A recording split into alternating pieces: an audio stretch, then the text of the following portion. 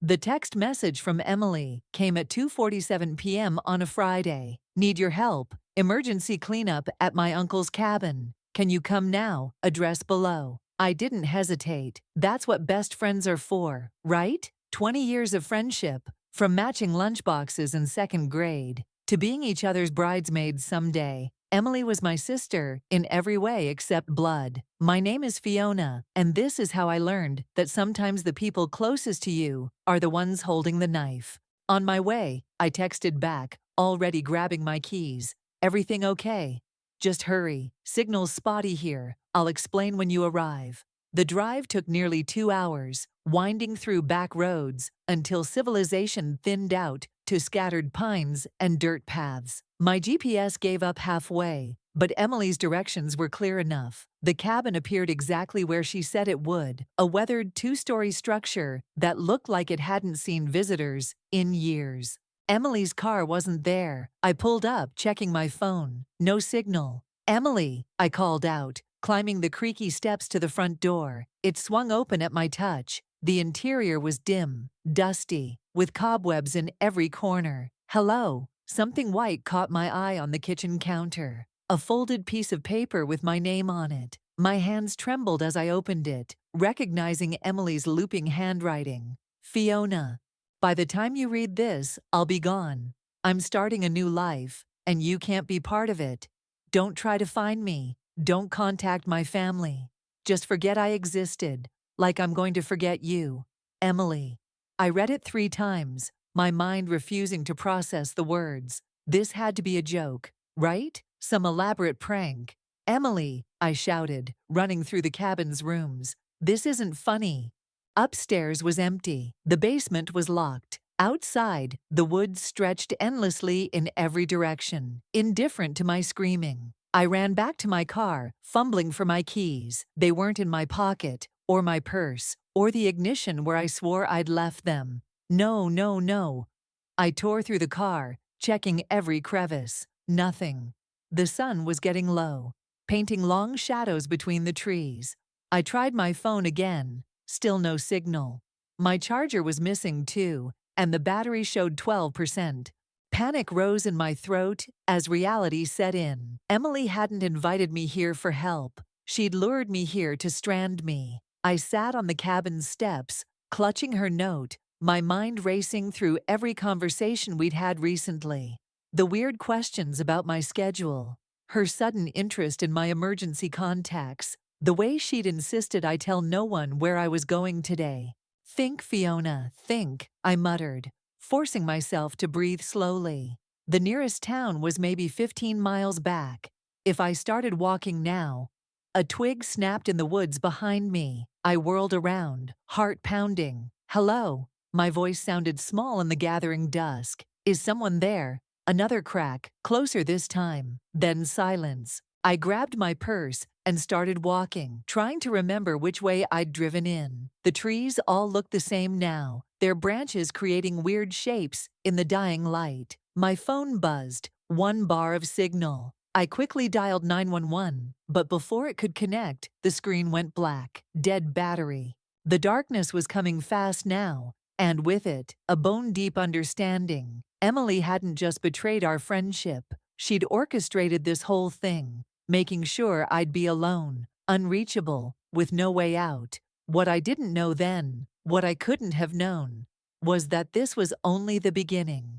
Emily thought she was writing me out of her story, turning me into a ghost she could simply walk away from. But she forgot something crucial. Ghosts don't just disappear. They haunt. Another snap of branches behind me, and this time, I was sure I saw movement. Fight or flight kicked in, and I chose flight, plunging deeper into the woods, away from the cabin, away from the road, away from everything I thought I knew about friendship and trust. I ran until my lungs burned, until branches whipped my face and roots tried to trip me. I ran until I saw something that made me stop dead in my tracks. A flickering light through the trees, a campfire, and beside it, a woman's silhouette, watching me with eyes that seemed to know exactly why I was there. I stood frozen at the edge of the firelight, leaves crunching under my feet. The woman didn't move, just kept watching me with an unsettling calm. Lost? Her voice was smoke and honey, carrying both warmth and warning. My car.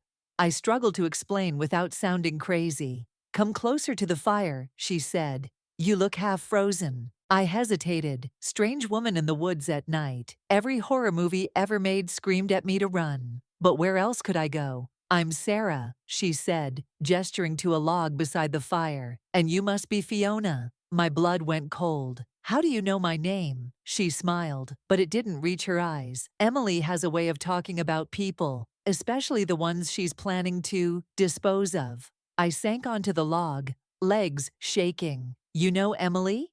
Knew her. Past tense. Sarah poked the fire with a stick, sending sparks dancing into the night sky.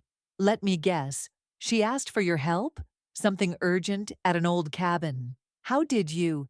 Because that's her favorite trick. The urgent favor, the isolated location, the missing keys.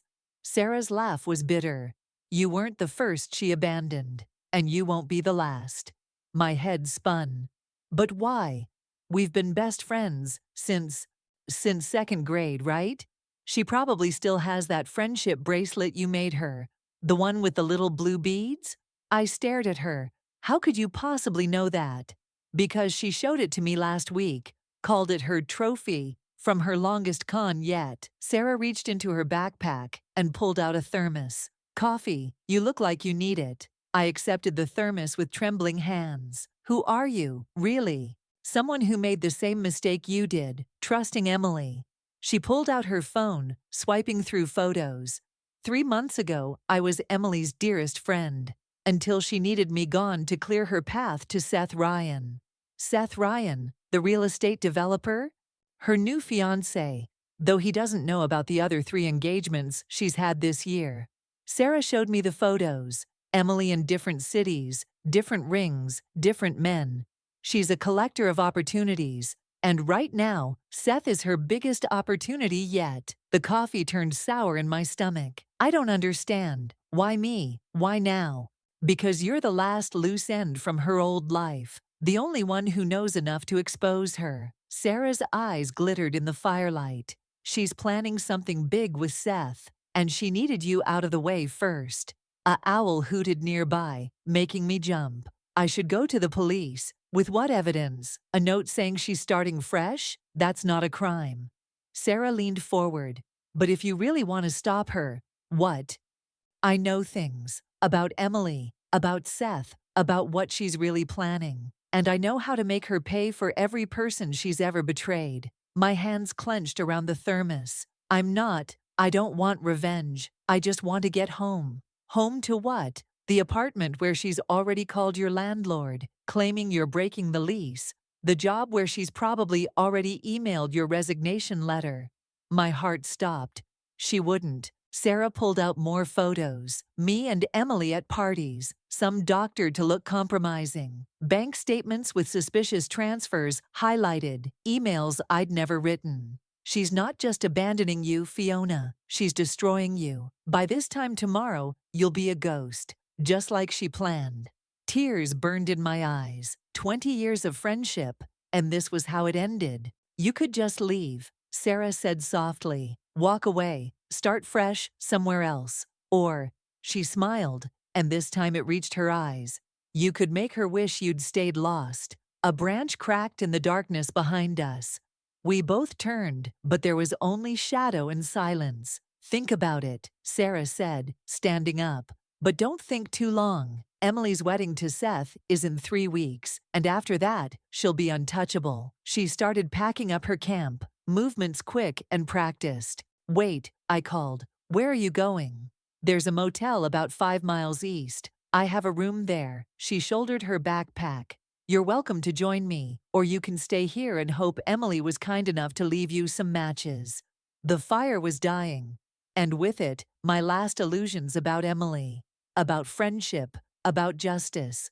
Does it hurt? I asked quietly.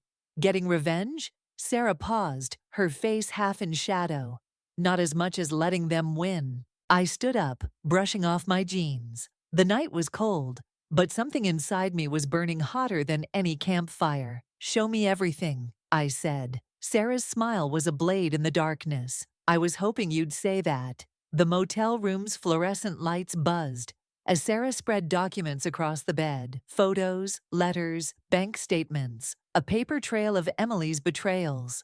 Look at this, Sarah said, pointing to a wedding invitation. Emily and Seth, the perfect couple. But here's the interesting part. She pulled out another document.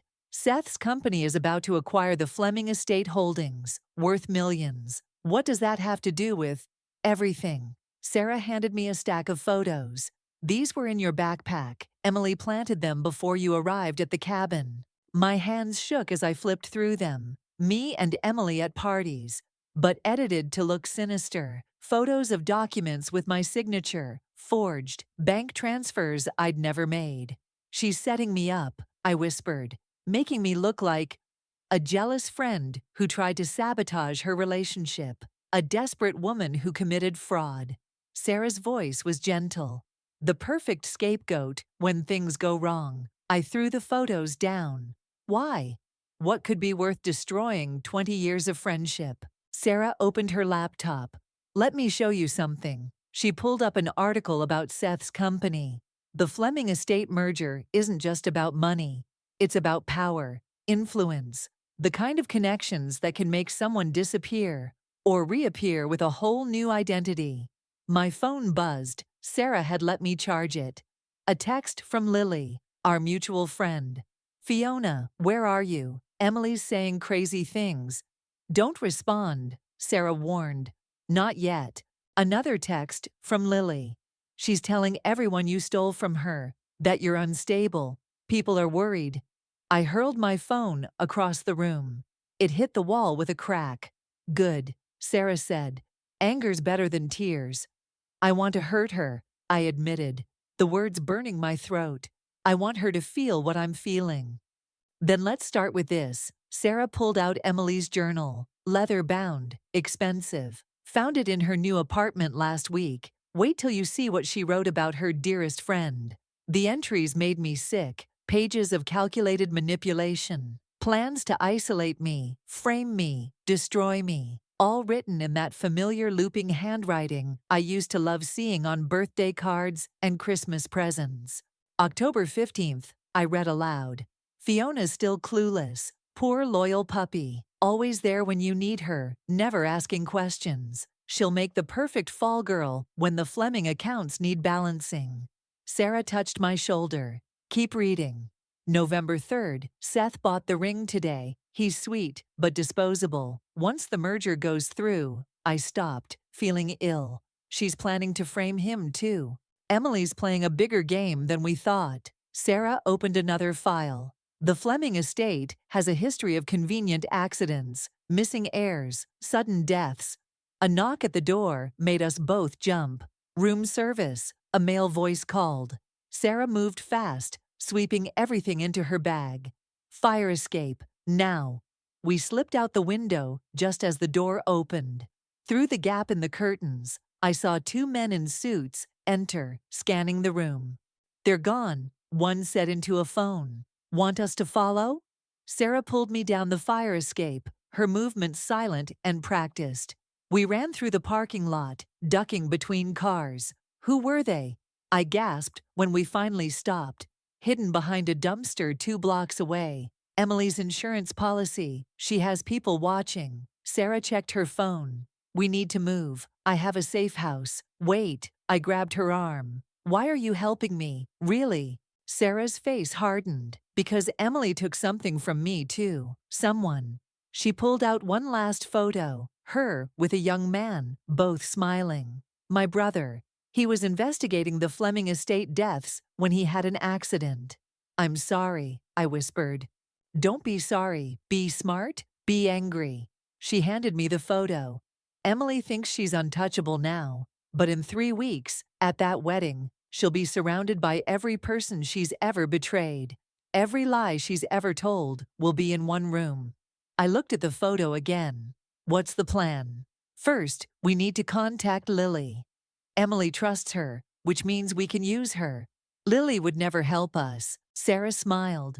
She will when she sees what Emily wrote about her in that journal. No one likes discovering they're just another pawn. Sirens wailed in the distance. Sarah tensed. We need to go. You in? I thought about Emily's note at the cabin. About 20 years of friendship turned to ash. About the calculated cruelty in her journal. I'm in, I said. All the way.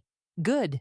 Sarah started walking. Because the next part gets messy. Behind us, more sirens joined the first. Ahead, the city lights blurred like stars falling. Or maybe those were just my tears, finally drying in the night wind. Sarah's safe house turned out to be a basement apartment in the industrial district. The walls were covered in documents, photos, and red string connecting them like a spider's web. Welcome to my research hub, she said, booting up 3 laptops. Everything I've gathered on Emily, Seth, and the Fleming estate. This is, I gestured at the walls.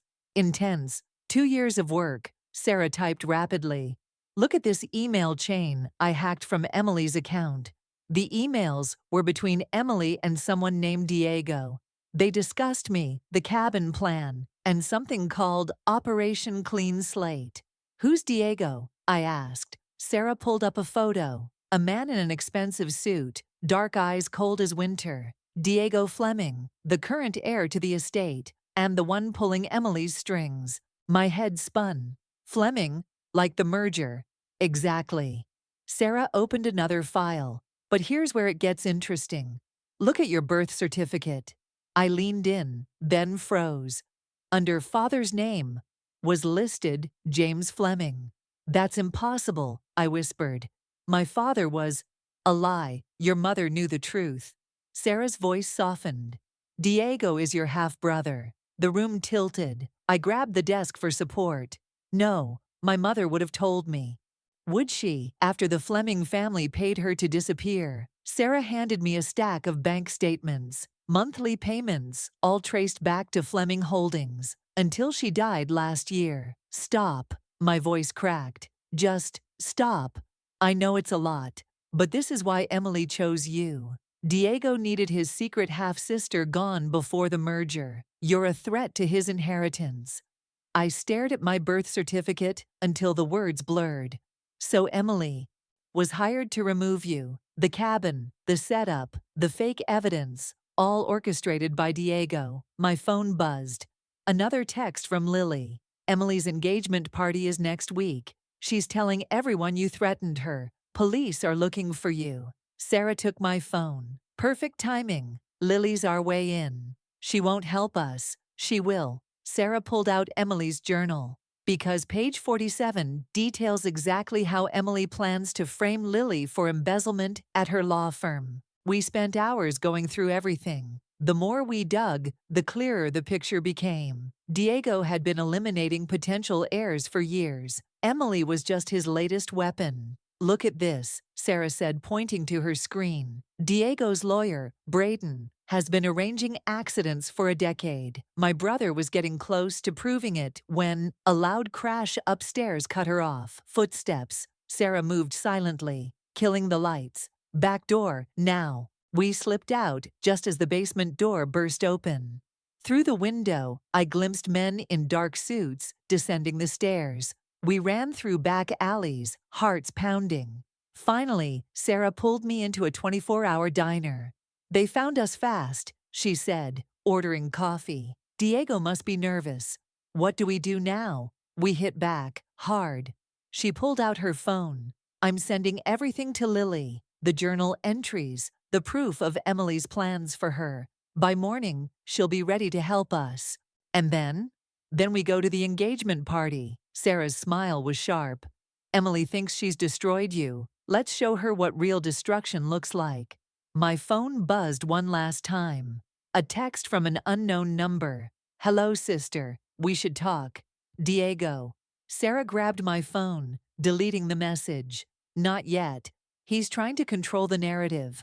But at the party, with all his investors watching, we'll control it instead, I finished. Exactly. She pulled out one final document. And this will be our nuclear option. It was a letter from my mother to Diego, dated just before her death. The truth about everything.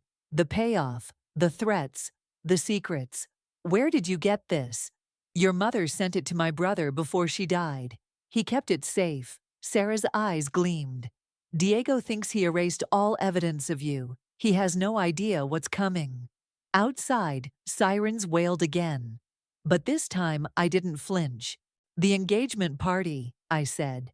How do we get in? Leave that to me. I've got connections at the venue. Sarah finished her coffee. But first, we need to make you disappear, the real you, before we create the version that's going to destroy them. I touched my birth certificate, tracing the name Fleming. I've been disappearing my whole life. I just didn't know it. Well, Sarah said, standing up. Time to reappear, with a bang. We left the diner as dawn broke, painting the city gold. Somewhere out there, Emily was trying on wedding dresses, Diego was making plans, and Lily was reading some very interesting text messages. None of them knew what was coming, but they would, soon. Lily's hands shook as she read Emily's journal entries in the coffee shop. I can't believe this. She was going to frame you for embezzlement, I finished, just like she's framing me. I thought you were lying. Lily pushed her untouched latte away. When you texted me those photos, I almost deleted them. But then I started noticing things. Emily's weird questions about my case files. The way she volunteered to help audit my accounts. Sarah leaned forward. We need your help, Lily. You have an invitation to the engagement party. Had one, Lily corrected. Emily uninvited me yesterday, said I was too close to Fiona. Perfect, Sarah smiled. That makes you angry, doesn't it? Being discarded the moment you're not useful. Lily's face hardened. What do you need? For the next hour, we planned. Lily knew the venue's layout, the guest list, every detail of Emily's carefully orchestrated party. Diego will be there, Lily said. He's giving a speech about the merger. Good. Sarah pulled out her laptop. Because I found something interesting in his financial records. Look at these transfers. The screen showed payments to offshore accounts, all traced back to suspicious deaths connected to the Fleming estate. My God, Lily whispered. This is actual evidence of murder, Sarah finished. Multiple murders, including my brother's. My phone buzzed. Another text from Diego.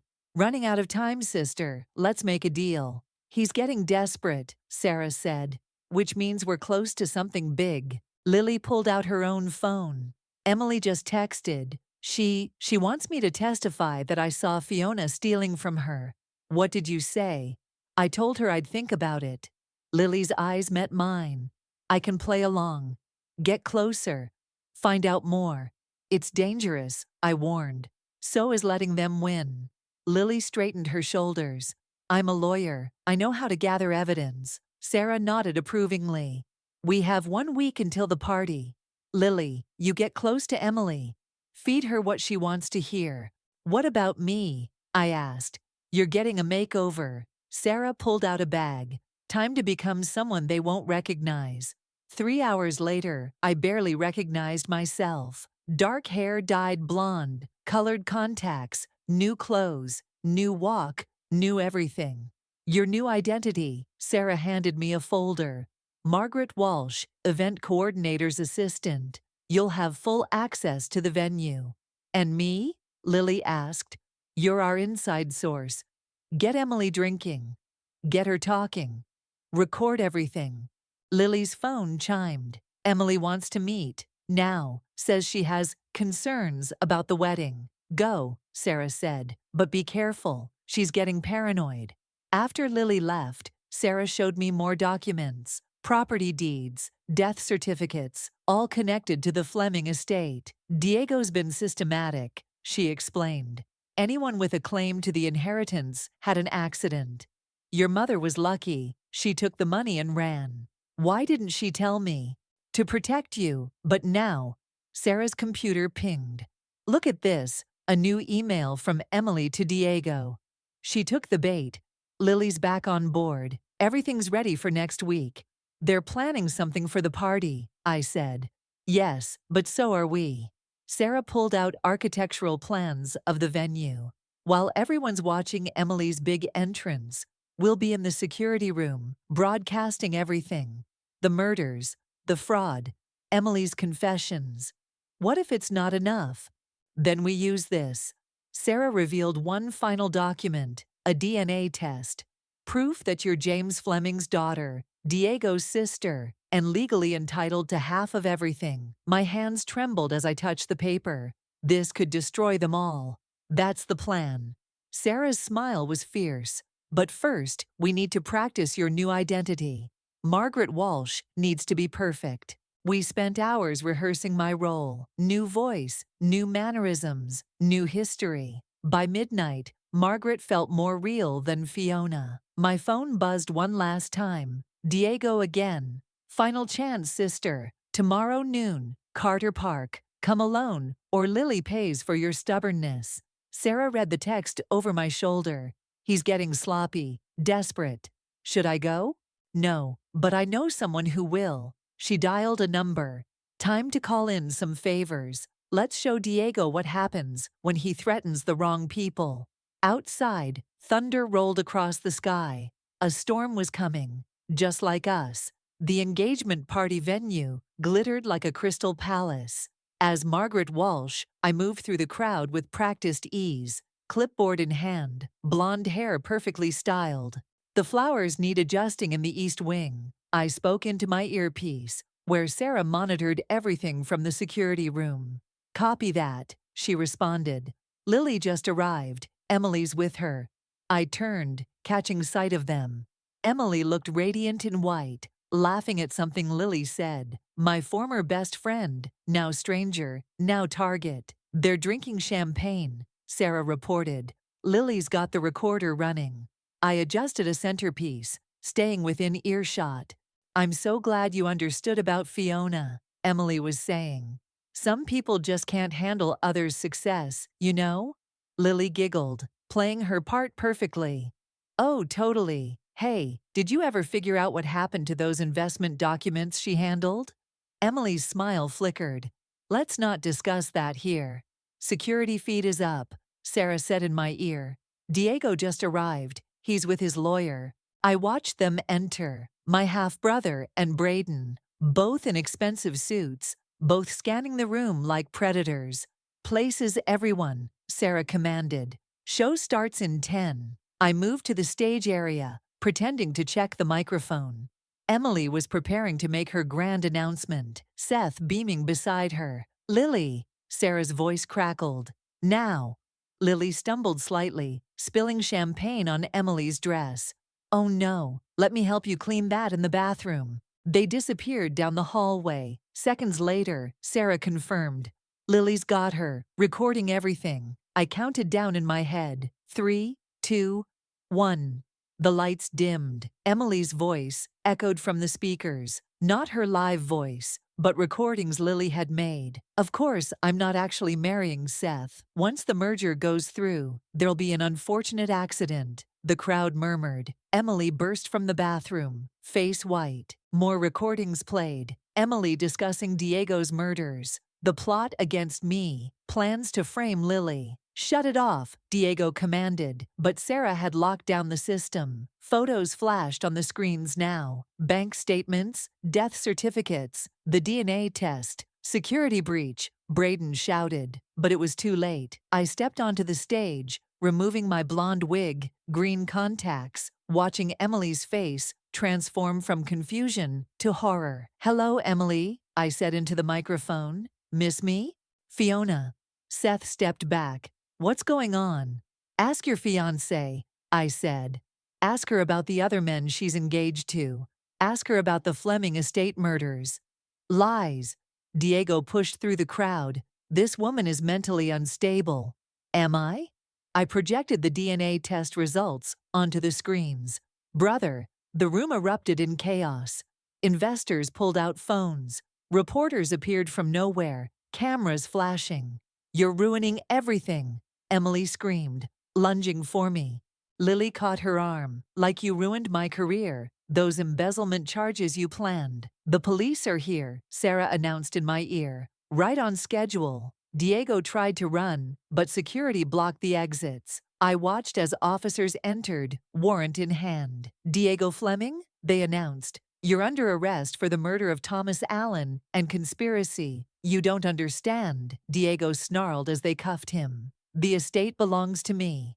Actually, I held up the DNA test. It belongs to us, though I'm sure the police will be very interested in how you've managed it so far. Emily broke free from Lily, running for the door, but more officers intercepted her. Emily Richardson, you're under arrest for conspiracy to commit fraud. Fiona, please, she begged. We're best friends. Were, I corrected. Past tense. Sarah appeared beside me as they led Emily and Diego away. Seth was talking to detectives, looking shell-shocked. Investors huddled in corners, whispering about lawsuits. Feel better? Sarah asked. I watched Emily's white dress disappear into a police car. I don't know what I feel. Justice, Lily supplied, joining us. You feel justice. My phone buzzed one last time. A text from Diego. You'll regret this, sister. I deleted it without responding. He'd have plenty of time to regret his own choices, where he was going. What now? Lily asked. Now, Sarah smiled. We make sure the truth stays public. No more Fleming estate secrets. I looked around the ruined party. Flowers wilted in their vases. Champagne glasses tipped over. Dreams and schemes shattered like crystal on marble. You know they'll fight back, I said. Let them try. Sarah squeezed my shoulder. We have something they never did. What's that? The truth. She handed me a glass of champagne. And each other. We toasted as police lights painted the night red and blue. Tomorrow would bring lawyers, questions, battles over the estate. But tonight? Tonight we celebrated the end of lies and the beginning of something true. The courthouse steps were crowded with reporters. 3 weeks after the engagement party, and the Fleming estate scandal was still front-page news. Ms. Hart, they shouted. Any comment on your brother's plea deal? I pushed through them, Sarah and Lily flanking me. Inside, our lawyer waited with updates. Diego's talking, she said. Naming names, dates, everything. He's hoping for a lighter sentence. And Emily, I asked, still claiming innocence, but with the recordings Lily made. She smiled. Let's just say her lawyer is pushing for a plea bargain too. The courtroom filled quickly. I spotted Seth in the back, looking older than he had at the party. When Emily was led in, wearing orange instead of white, he turned away. All rise, the bailiff called. What followed was surreal. Emily, sworn in, describing every detail of her betrayal. How Diego had approached her last year, how much he'd offered, how easy it had been to set me up. And the other murders? The prosecutor asked. Diego handled those, Emily said flatly. I just helped clean up sometimes. I felt sick. Sarah gripped my hand. She's trying to minimize her role, she whispered. Don't let it fool you. Emily's eyes found mine. For a moment, I saw a flicker of the girl who'd shared my lunch in 2nd grade. Then it vanished, replaced by something cold and calculating. Fiona knew too much, she testified. About the estate, about Diego's plans. She had to go. So you arranged the cabin incident? Yes, but she wasn't supposed to find Sarah. Emily's voice turned bitter. That wasn't part of the plan. The judge called a recess. In the hallway, Braden, Diego's lawyer, approached me. My client has a proposition, he said smoothly. Not interested. Half the estate, he pressed. No questions asked, just drop the charges. Sarah stepped between us, like your client dropped my brother down those stairs. Braden retreated, but his smile remained. Things could get messy. Accidents happen. Is that a threat? Lily pulled out her phone. Please, threaten us on record. Make our case stronger. He left, but his words lingered. That night, at Sarah's new apartment, we discussed security measures. Diego still has connections, Sarah warned. People who owe him favors. Let them come, I said, surprising myself with my own steel. We have evidence, witnesses, and the truth. My phone rang, an unknown number. Hello, sister, Diego's voice, even from jail, was silk over steel. Having fun with my money. Our money, I corrected, though I'm more interested in justice than wealth. Justice, he laughed. You have no idea what's coming. Emily's not the only one who can play games. The line went dead. Minutes later, my phone exploded with notifications. Someone had leaked photos, doctored images of me with drugs, weapons, suspicious meetings. They're fighting back, Sarah said, scanning social media. Trying to discredit you before the next hearing. Lily arrived with more news. Emily's lawyer filed a defamation suit. They're claiming the recordings were edited. Good thing I kept the originals, she added, patting her briefcase. A crash downstairs made us jump. Sarah moved to the window. Car accident, she reported. Right where I usually park. Coincidence? Lily asked. With Diego, never. We stayed up late, planning. The estate hearings would take months. Diego's criminal trial could take years. This wasn't a sprint, it was a marathon. Maybe we should back off, Lily suggested. Take the money and run.